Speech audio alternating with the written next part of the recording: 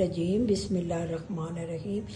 मेरा प्यारा बेटा अब्दुल वहाब बड़ा शौकीन है बारबेक्यू का। ये देखें गरम गरम बारबेक्यू के कबाब बनाए हैं उसने, और ये देखें ये माशाल्लाह माशाल्लाह अभी पक रहे हैं।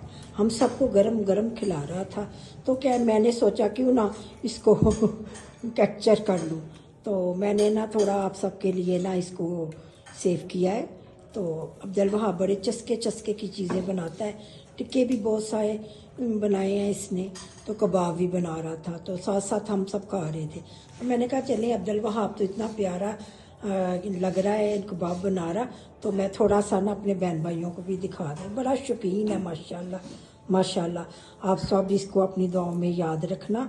माशाल्लाह इतनी प्यारी मेमोरी है मेरे बेटे की, आपके साथ भी शेयर कर रही हूँ।